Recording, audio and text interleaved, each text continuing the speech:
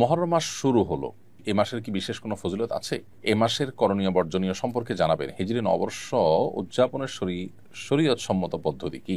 মুহররম মাসে আজকে প্রথম দিনটি গত হলো। 1447 হিজরি সালের প্রথম দিনটি আজকে গত হলো এবং ইতিমধ্যে দ্বিতীয় তারিখ অর্থাৎ 2রা মুহররম শুরু হয়ে গেছে। তো এই মুহররম মাসটি বছরের হিজরি বর্ষের প্রথম মাস। এই মাসটির নানান তাৎপর্যপূর্ণ দিক আছে।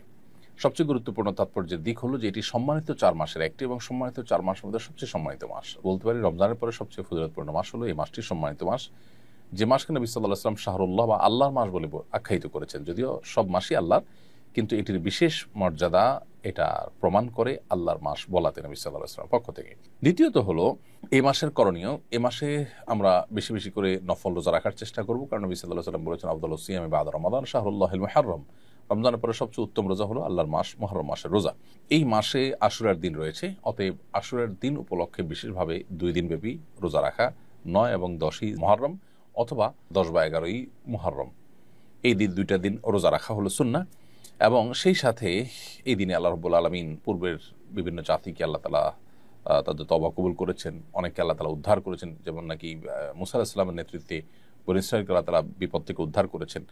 তো আরও অনেক ঘটনা এই দিনে ঘটেছে, সেই কারণে দিনটি নানা কারণে তাৎপর্যপূর্ণ, এই দিনটি রোজা রাখা। আর মুহররমকে কেন্দ্র করে নানা রকমের বিদআত এবং অপসংস্কৃতি চলমান আছে, সেগুলো থেকে আমাদেরকে বিরত থাকতে হবে, যেমন মাতম তাজিয়া মিছিল ইত্যাদি করা। এই দিনে অর্থাৎ আশুরার দিনে কালবারাতি হোসেন রাদিয়াল্লাহু তাআলা নবী সাল্লাল্লাহু আলাইহি ওয়াসাল্লাম প্রিয় দৌহিত্র, তিনি শাহাদাত বরণ করেছেন নির্মমভাবে জালিমের হাতে।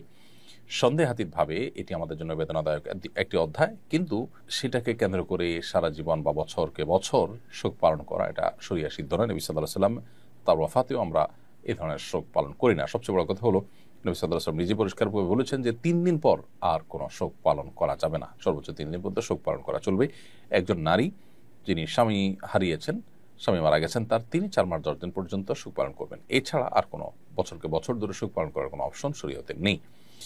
সেসব কারণে তাজিয়া মিছিল ইত্যাদি এবং শোকের পোশাক পরা, মাতম করা, নিজের দেহে নিজে আক্রমণ করা এবং আরো নানাবিধ বিদআত আমাদের সমাজে প্রচলিত আছে, সেগুলো মুহররমকে কেন্দ্র করে আমরা বর্জন করে চলতে হবে, কারণ এগুলোর সাথে ইসলামের কোনো সম্পর্ক নেই। হিজরি নববর্ষকে স্বাগত জানিয়ে 2-1টি জায়গায় আনন্দ মিছিল হয়েছে, এ ব্যাপারে শরীয়তে কোনো নিষেধাজ্ঞা আছে কিনা?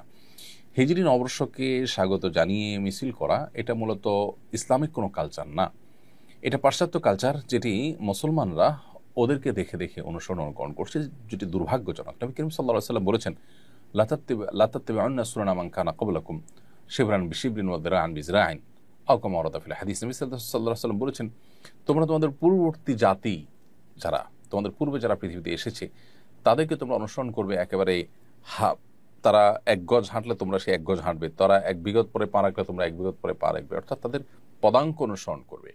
তখন সাহাবা ইকরাম বলেছিলেন, হে আল্লাহর রাসূল, তারা কি ইহুদিরা? নবী সাল্লাল্লাহু আলাইহি ওয়াসাল্লাম বলছেন, হ্যাঁ, তারা ছাড়া কারা?